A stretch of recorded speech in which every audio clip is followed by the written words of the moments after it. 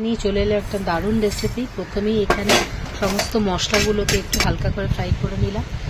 তারপরে কড়ায় তেল দিলাম, একটু সাদা তেল দিয়ে ওর মধ্যে আদা, টমেটো আর কাঁচা লঙ্কা আর কাজু দিয়ে ফ্রাই করে নেবো। ওটাকে ফ্রাই করে তারপর এটাকে পেস্ট করে নেবো। আর এখানে তোমার পনিরগুলোকে ছোটো ছোটো করে কেটে নেবো। পনিরগুলোকে আগে আমি গরম জলে ভিজিয়ে রেখেছিলাম, তার জন্য পনিরগুলো ভীষণ সফট হয়ে গেছে।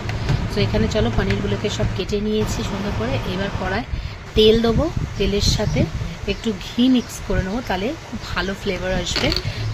তো তেলের সাথে ঘি আর তেল মিশিয়ে এবার আমি করব কি, এর মধ্যে একটু ফোড়ন দেবো। ফোড়নে দেবো একটু গরম মশলা, তার মধ্যে দেবো দারচিনি, এলাচ, ব্যাস দিয়ে এর মধ্যে এবারে যে মশলাটা ভেজেছিলাম সেটাকে পেস্ট করে রেখেছি, সেই মশলাটাই এবার এর মধ্যে দিয়ে দেবো।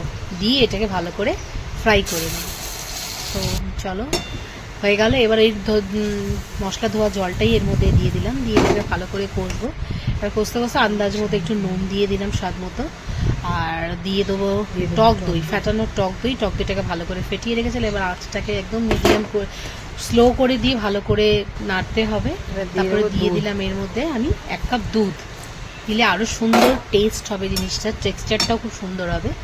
এবার এটাকে ভালো করে ফুটতে দেবো।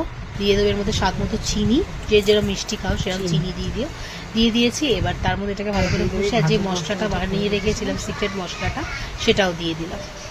দিয়ে এবার এটাকে ভালো করে নেড়ে একটু ফোটা হয়ে গেলে এর মধ্যে আমি ছেড়ে দেবো আমার কেটে রাখা সমস্ত পনিরের কিউবগুলো দিয়ে এবার এটাকে ভালো করে নাড়াচাড়া ঘুরে এর মধ্যে দিয়ে দেবো আমি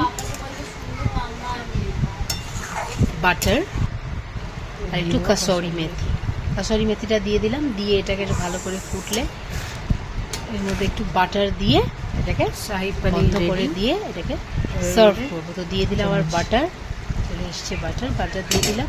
বাটারটা দিয়ে এবার এটাকে আমি ঢাকা চাপা দিয়ে স্ট্যান্ডিং দিয়ে এবার আঁচটা বন্ধ করে দিলাম। চলো আমার ইয়াখনি পনির রেডি।